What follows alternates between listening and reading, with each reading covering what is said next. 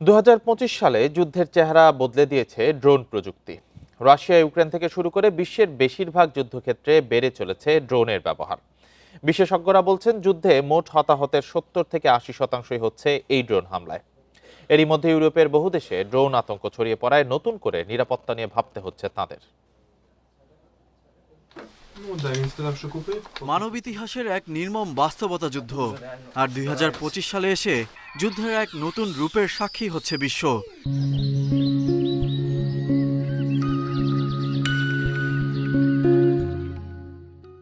যুদ্ধ মানে এখন শুধু ট্যাঙ্ক, কামান বা বন্দুক হাতে সেনা অভিযান নয়।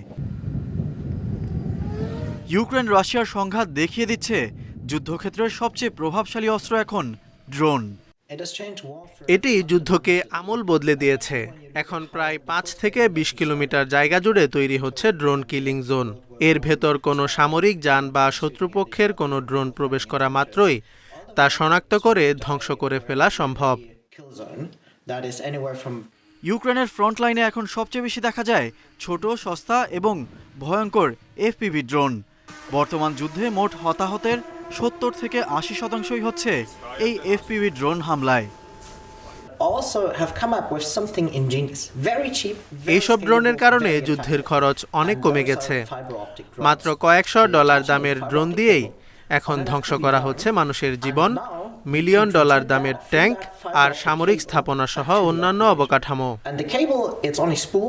ড্রোন যুদ্ধের প্রভাব শুধু সামরিক ক্ষেত্রেই নয়, সাধারণ জনগণও এর অন্যতম ভুক্তভোগী। রাশিয়ার ড্রোন হামলায় ইউক্রেনের শহরগুলোতে বেড়ে চলেছে নিহতের সংখ্যা।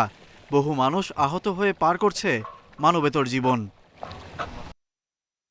এদিকে ইউরোপের বিভিন্ন দেশে ড্রোন অনুপ্রবেশের কারণে সাময়িকভাবে বন্ধ রাখতে হয়েছে জার্মানি, বেলজিয়াম, ডেনমার্ক সহ একাধিক দেশের বিমানবন্দর।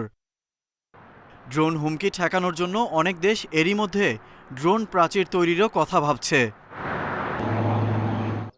সেই সাথে যুদ্ধক্ষেত্রে প্রযুক্তিগত আধুনিকায়নে বাড়তি নজর দিচ্ছে যুদ্ধপ্রবণ দেশগুলো। রেডিও সিগন্যাল জ্যামিং এড়াতে শুরু হয়েছে ফাইবার অপটিক্যাল ড্রোনের ব্যবহার। ইউক্রেনের সরবরাহ পথ ধ্বংসে এই প্রযুক্তি ইতোমধ্যে বড় প্রভাব ফেলেছে। শুধু আকাশে নয়, পানির নিচেও বাড়ছে ড্রোনের ব্যবহার। সাবমেরিন নজরদারি, মাইন শনাক্তকরণ এবং গুরুত্বপূর্ণ তার ও পাইপলাইন রক্ষায় ব্যবহার হচ্ছে এইসব ড্রোন। অদূর ভবিষ্যতে ব্যাপক পরিবর্তন আসতে যাচ্ছে ড্রোন পরিচালনায়। এআই চালিত ড্রোন তখন পাইলট ছাড়াই নিজে নিজে লক্ষ্য শনাক্ত করতে পারবে।